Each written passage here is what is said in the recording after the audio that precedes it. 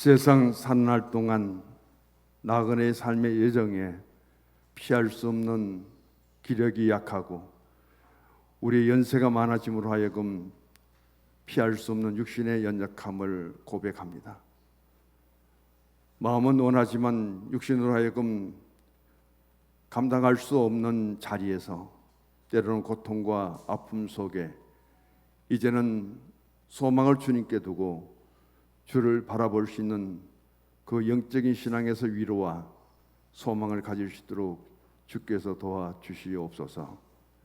원로 장로님의 입원과 요양원에서 오늘 또 인생의 또 한 날을 보내며 있는 우리 입원하신 분들 주께서 기억하시고 오늘 또 연약한 우리의 몸과 마음 모든 것을 주님 앞에 제한 없이 드립니다. 건강이 있기 때문에 우리에게 믿음이 있으므로 여기에 지금 이 시간 예배자로 참석하였습니다. 소중한 시간 가질 수 있도록 도우시고 예배를 열심히 드렸지만 우리에게도 예배를 드리지 못할 때가 다가올 것이며 아버지 하나님 지난 날들을 아쉬워할 때가 참 많이 있을 줄 믿습니다. 이 시간 우리의 마음과 정성을 다 드려 온전히 주님 앞에 연락되는 예배가 되기를 원하오며 예배를 위한 장로님의 간구하심이 상달할 때 응답받게 하시고 임마누엘 찬양단의 찬양대의 그 성호를 받으시사 하나님 더 대원들이 채워지고 하나님의 교회의 찬양의 소리가 하나님의 거룩한 노래가 가득 찰 수 있도록 주께서 채워주시옵소서. 종을 세워주셔서 감사하옵고 주신 말씀 상고할 때 피차간의 은혜가 있기를 원합니다. 예수님 이름으로 기도드립니다. 아멘.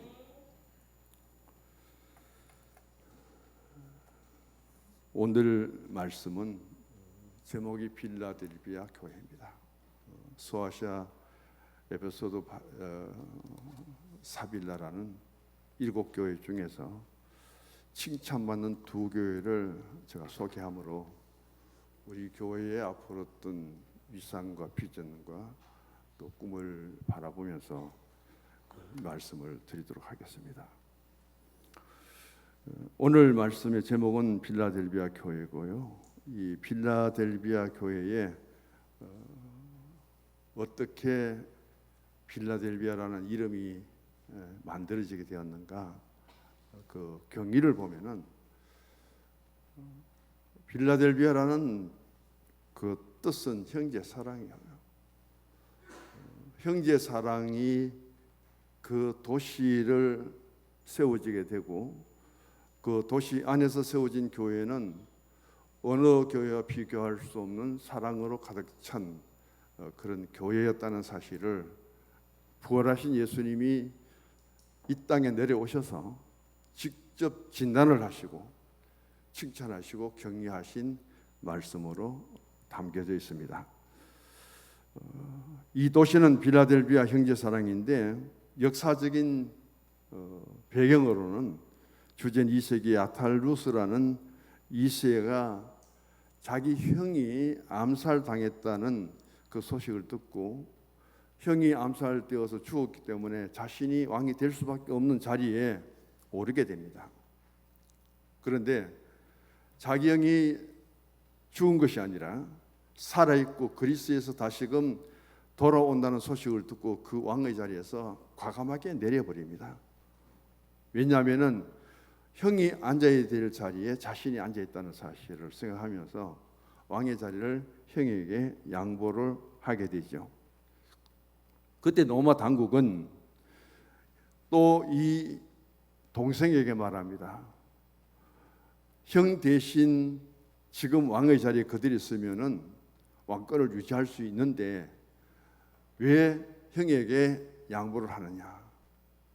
그러면서 그를 유혹했지만은 한마디로 거절을 하면서 형제를 사랑하는 자라는 빌라델포스라는 헬라어에서 이 두 형제의 지극한 사랑을 이제 본받아서 여기에 세워진 교회를 빌라델비아 교회다, 형제 사랑이 지극한 교회다, 그런 명칭을 갖게 됩니다. 탈무드는 이스라엘 민족에 있어서 생활의 가장 근본적인 책입니다. 탈무드는 위대한 학문이라는 뜻도 있고 위대한 지혜서라는 뜻을 갖고 있습니다. 이스라엘 백성들이 하나님의 말씀을 그들이 이제 신앙의 중심으로 삼고 믿지만은 그 믿음 안에서 어떤 삶을 어떻게 실천해야 될 것인가, 거기에 대한 것들이 가장 근본적으로 잘 기록된 것이 바로 여기 나오는 탈무드의 내용이에요. 여기에 실린 내용 이야기가 우리가 어릴 때 교과서에 실렸던 그 이야기죠. 두 형제가 있었는데 형은 결혼하고 자녀들도 있습니다. 동생은 아직 미혼이에요. 추수 때가 되었습니다. 추수를 다 한 후에 형은 이렇게 생각해요. 동생은 아직도 미혼인데 결혼도 하고 가정도 가져야 되니까 동생에는 더 많은 물질이 필요할 것이다 하고 추수에서 거둔 곡식을 밤중에 나와서 동생의 볏가리에 옮깁니다. 동생은 생각하기를 형님은 결혼도 하고 자녀들이 있기 때문에 나보다도 더 많은 물질이 필요할 것이다, 그렇게 생각하고 또 동생은 자기의 볏가리에서 밤중에 나와서 형의 곡식단에 옮깁니다.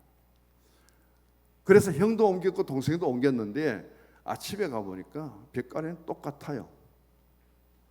이틀 3일을 계속하죠.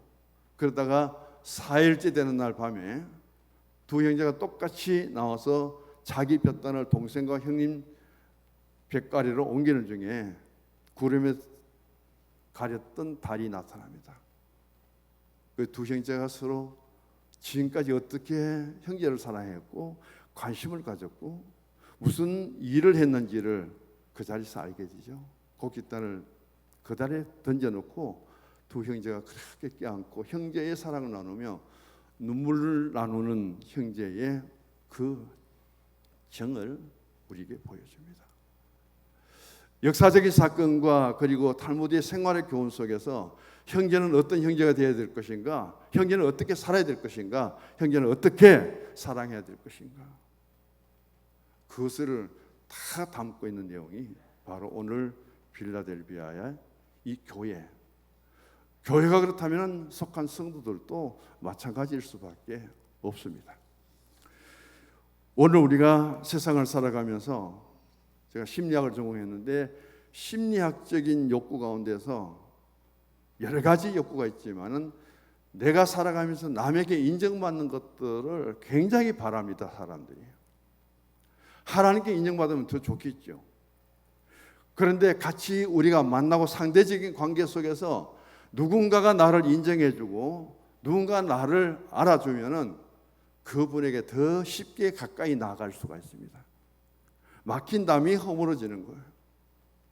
누구인가부터 인정받지 못하고 불신을 당하고 누구인가부터 나를 무시하게 될 때에 그 상대적인 관계는 절대 가까워질 수가 없는 현실입니다. 성경도 마찬가지입니다. 예수님 안에서 예수 그리스도를 만나고 그 만남 속에 예수님께 칭찬받는 사람들이 등장합니다. 교회도 마찬가지예요. 교회도 수없이 많은 교회 중에 칭찬받는 교회가 있습니다. 설명하기 시간이 너무 제한이기 때문에 우리는 유대인의 그 공동체 속에서도 유대인이 아닌 이방인 백부장이 이스라엘에도 이만한 믿음을 만나보지 못했다는 예수님의 칭찬을 받는 것을 보게 되고, 삭개오의 칭찬이나 또 수르보니게 여인이 자기의 귀신 들린 딸을 데리고 와서 그가 보여준 부스러기 신앙을 요구하는, 그것이라도 감사하게 받아들이는 그 신앙을 예수님은 칭찬합니다.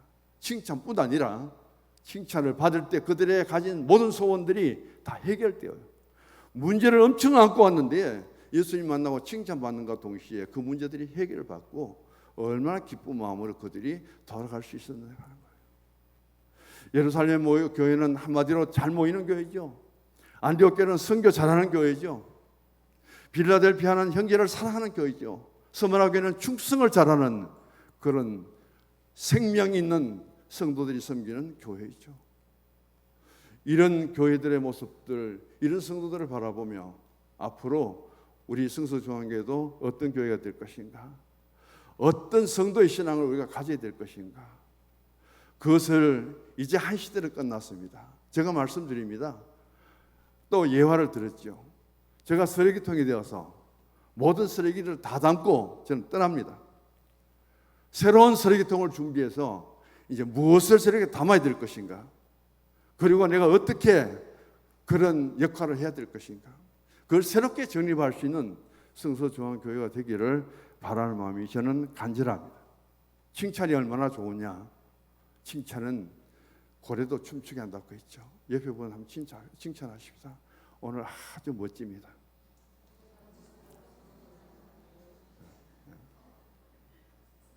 하무드합니다. 항상 제 옆에 앉아주어서 너무 감사합니다.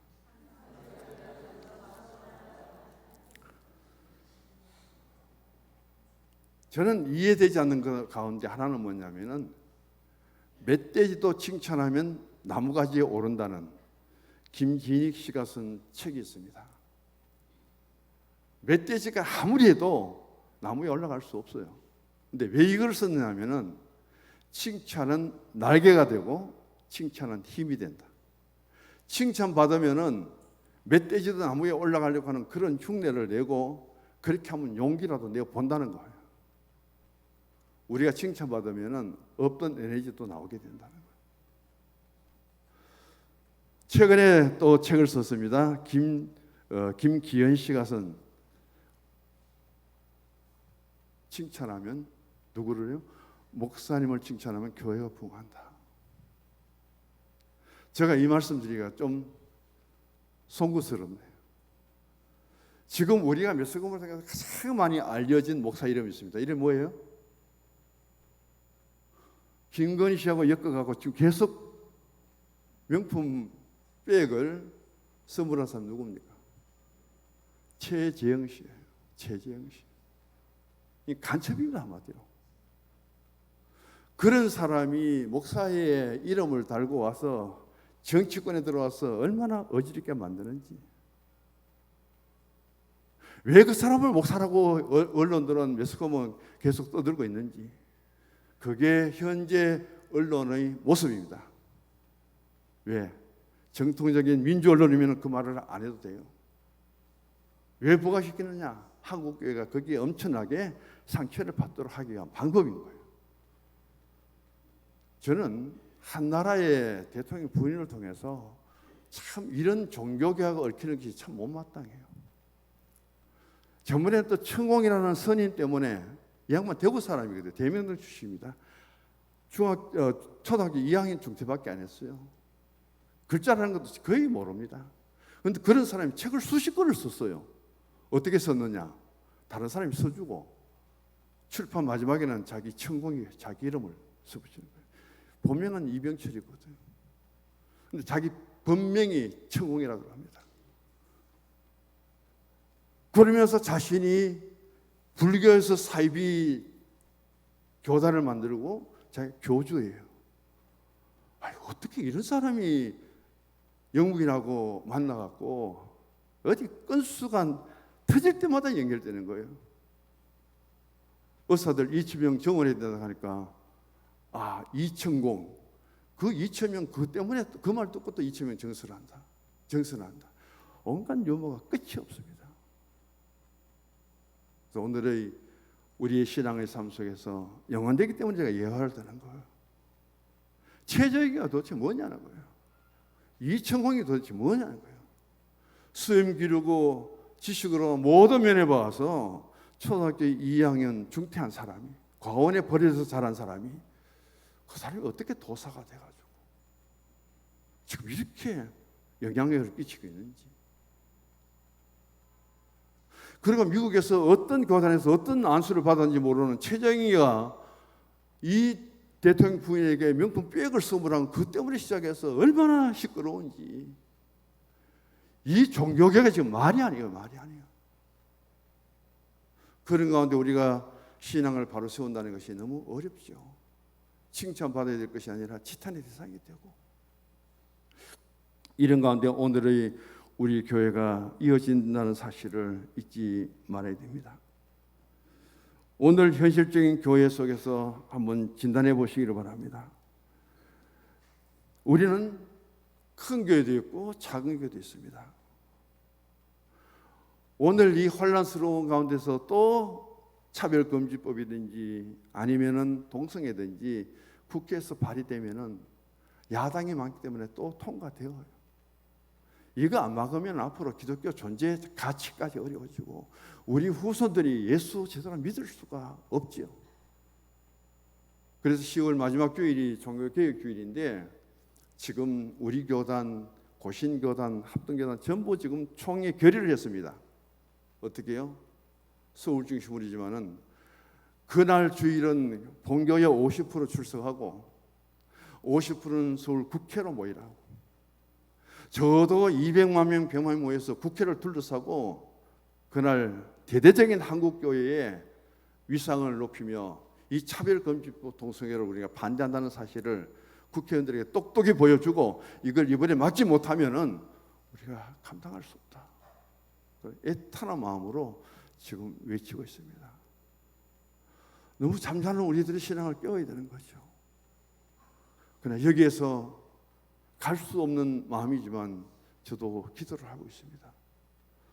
오늘 이런 상태 속에서 8절의 말씀을 보게 됩니다. 이 8절의 말씀 보면은 볼지어다 내 앞에 열린 문을 능히 닫을 사람이 없다. 그러면서 오늘 우리에게 주어진 삶의 자리에서 작은 능력이다. 그 작은 능력이 무엇이냐는 거예요.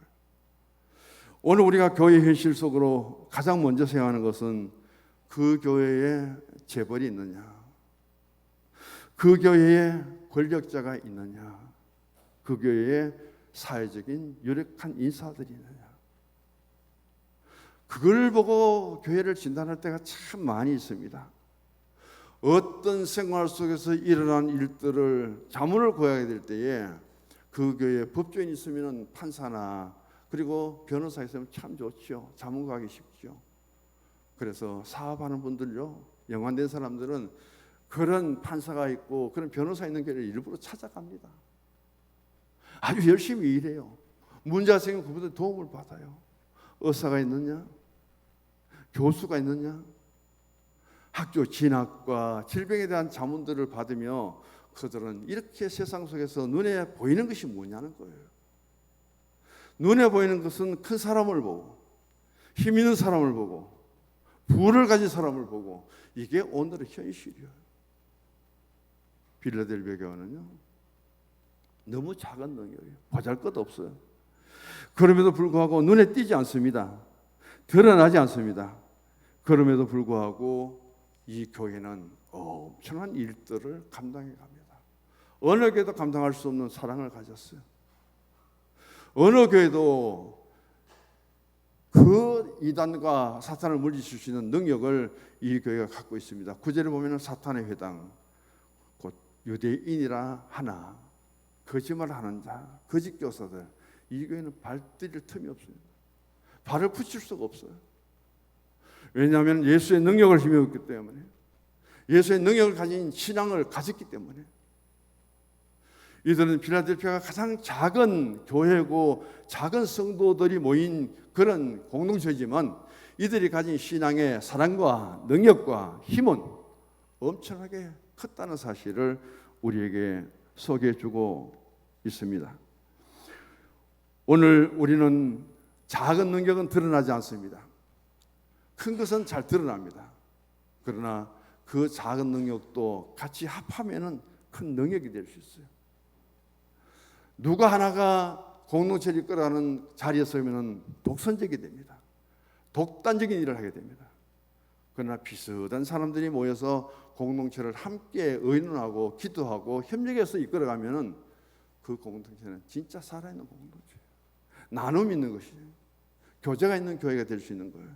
그런 것들을 우리가 오늘 필라델피아 교회를 생각하면서 한번 돌아봐야 된다는 말씀을 드립니다. 우리는 신앙의 삶 속에서 별로 드러난 것도 없는데도 불구하고 그리고 그들에게 작은 능력, 하나님의 능력이 들어가니까 어떤 일이 일어나는가를 보시기 바랍니다. 베드로는요, 갈릴리 바닷가에서 고기 잡던 어부예요. 그런 베드로에게 그가 복음서를 통해서 예수님의 부활까지도 그런 부활의 체험까지 한 그지만은 연약하기 그지없습니다. 부활의 신앙이 힘이 되어야 되는데, 능력이 되어야 되는데 능력으로 나타나지 않았습니다. 예수님 멀찍이 따라가고 예수님 모른다고 부인하고 저주합니다. 그런데 어디에서 작은 능력을 받았냐면은 오순절 공동체 속에서 성령을 받습니다. 성령을 받았는데 베드로 한 사람에게 주어진 성령이 능력이 어떨까요? 그는 그 자리에서 일어납니다. 그리고 베드로의 입으로 말씀을 선포합니다. 조금 앞으로 나가면은 그는 예수님의 겟세마네 동산에서도 잠자던 사람이에요. 그는 예수님 모른다고 부인하고 저주까지 했던 사람이에요. 그리고 예수님의 부활을 체험하고도 그는 나는 고기 잡으러 간다 하면서 예수님 만나기 전에 갈릴리 바다에 가서 고기 잡는다고 풍덩거리고 있던 사람입니다. 그런 베드로가 성령 받고 나니까 사도행전에서 어떻게 변하는지 보시기 바랍니다. 그 성령이 무엇이에요? 능력이에요. 두나미스 폭발하는 거예요. 그 베드로에게 주의 영이 들어가니까 이 베드로의 입을 통해서 선포되는 말씀 하나에 3,000명이 회개하고 어찌할까 하고 주께로 돌아옵니다. 베드로의 신앙 고백을 통해서 일찍이 예수님은 언약을 하셨습니다. 베드로의 신앙 고백이 너무 위대한 거예요. 내가 누구라고 생각하느냐 믿느냐 할 때에 주님 그리스도시고 살아계신 하나님의 아들이다. 그때 그 고백을 칭찬하면서 베드로에게 천국 열쇠를 주셨습니다. 그 천국 열쇠가 뭐예요? 바로 베드로 입을 통해서 전파되는 복음이요. 그 한 번의 베드로 설교를 천국 열쇠를 통해서 열어주니까 그 설교 듣고 3,000명이 들어옵니다. 베드로하고 비교할 수 없는 능력을 가지고 그리고 지식을 갖고 똑똑한 사람이 누구냐면 스데반이에요. 그 스데반은 한 번 설교하다가 설교 끝 못 내고 돌에 맞아 죽어요. 베드로 설교를 듣을 때는 왜 그렇게 모인 무리들이 가슴을 치며 어찌할꼬 회개의 음성이 나오는데 스데반의 설교를 유식하게 잘 전하는데도 불구하고 그들은 이를 갈면서 손에 돌을 들고 스데반을 돌로 내리쳐 죽입니다. 지식이 다 가니요. 우리에게 어떤 세상적인 지식을 갖고 있는지 몰라도 능력을 갖고 있는지 몰라도 중요한 것은 예수님의 복음의 능력이에요. 기도할 때 이루어집니다. 그것을 통해서 나를 주님이 써주실 때 우리는 제한 없이 쓰임 받아야 되는 거예요. 베드로에게 능력 주니까 그대로 하나님 앞에 드러내죠. 다시는 베드로는 복음서로 돌아가지 않습니다. 사도행전의 베드로는 다시 복음서로 돌아가지 않는 것이 위대한 한 사람의 신앙의 결과예요. 사울이 다메섹에서 부활하신 예수님 만나고 다시는 과거의 핍박자, 박해자 그 길로 돌아가지 않습니다. 그의 터닝 포인트는 이제 예수 복음 전하고 하나님의 교회를 세우고 죽도록 충성하고 자기 지식을 통해서 복음서를 그리고 서신서를 씁니다. 제수로서 언제 죽을지 모르는 그런 가운데서도 로마 감옥에 갇힌 것을 너무 감사하고 여기서도 내가 일할 수 있는 것이 감사하고 거기서 옥중서신 4권을 써내잖아요. 어떻게 할 수 있습니까? 그에게 하나님의 능력이, 예수의 복음의 능력이. 그래서 바울은 고백합니다. 나는 할 수 없다고. 빌립보서 4장 13절에 나는 할 수 없지만 내게 능력 주시기 때문에 능력 주시는 자 안에서 나는 할 수 있다는 거예요. 그 신앙이 우리에게 들어와야 움직입니다. 일합니다. 행동합니다. 그 작은 능력 있는 것도 쓰지 못하면 없어져 버려요. 예수님 왜 베드로, 야고보, 요한을 겟세마네 동산에 십자가 앞에 두고 기도할 때 데려가셨는지 압니까? 이 세 제자만큼이라도 그들에게 능력을, 무엇을요? 기도의 능력이 있는 줄 알고 데려갔습니다. 그 기도의 능력을 통해서 예수님 같이 기도하면은 능력이 커지는데 그걸 원하고 예수님 데려가서 나와 같이 기도하라, 깨어라 그랬는데도 불구하고 그들은 그 능력을 기도로 승화시키지 못하고 잠자고 말았어요. 기도의 실패다죠. 우리가 더 많이 기도하시기 바랍니다. 저도 목회자고 내일이면 또 수없이 많은 목사들을 만나고, 제가 이 경문호에 36년째 있고 그런 가운데서 많은 대화가 주고받잖아요. 누군가는 일어서야 되는데, 누군가는 이끌어가야 되는데, 잘하도 못하던 구역장 모임도 있어야 되고, 그리고 구역별로 점검도 해봐야 되고, 신방도 가야 되고, 이런 것들이 있는데 그게 전무하죠. 지도력의 부족을, 한계를. 어떤 목회의 한계점에 다다랐죠. 그런 것을 보면서 오늘 우리는 정말 주님께 구해야 될 것은 두 번째, 작은 능력입니다. 작은 능력을 가지고 하나님의 말씀을 지켜야 됩니다. 그래야 우리가 주를 떠나지 않는 거예요. 내 신앙이 약해지지 않는 거예요. 그것을 가장 잘 보여주는 가 빌라델비아 교회임을 보게 됩니다. 하나님 앞에 은혜를 받고요, 하나님 앞에 능력을 받으시기 바랍니다. 중요한 것은 지키는 게 중요해요. 은혜를 받았는데 교회 문에 나가면서 다 쏟아버립니다. 능력을 조금 받았는데 써야 능력이 더 더해지는데 안 써요. 죽어버립니다. 받는 게 중요한 것이 아니라 내게 있는 것들을 상실하지 말고요, 내게 지금 조금이라도 있는 기도의 불씨를 더 태우고요, 내게 주어진 그 작은 능력을 사용함으로 더 큰 능력이 되도록 하고요. 이게 우리에게 필요한데, 작은 기도를 할 수 있는데도 불구하고 기도 안 해서 기도의 능력이 떨어져 버려요. 무감각해져요. 새벽기도를 지킬 때마다 너무 아쉽고, 사실 힘드시죠. 나오기 어렵죠. 오늘 또 지치고 상하고 때로는 몸이 안 좋은데도 여기 와서 예배를 드립니다. 영적인 것을 권고하는 거예요. 육신적으로는 집에 편히 쉬시고, 시원한데 좀 여유를 가지시고, 쇼핑도 하고 드라이브도 하고, 그렇게 하면 참 좋겠죠. 저도 그 말하기가 너무 쉬워요. 그러나 이 말씀을 드릴 수밖에 없는 것은 우리가 다시 한번 빌라델피아 교회를 생각해야 돼요. 서문하게 죽도록 충성하는 그런 우리의 신앙에 이르지는 못할지라도 빌라델피아 교회만큼은 우리가 회복할, 그리고 새롭게 시작할 수 있도록 그런 간절한 마음을 갖고 있습니다.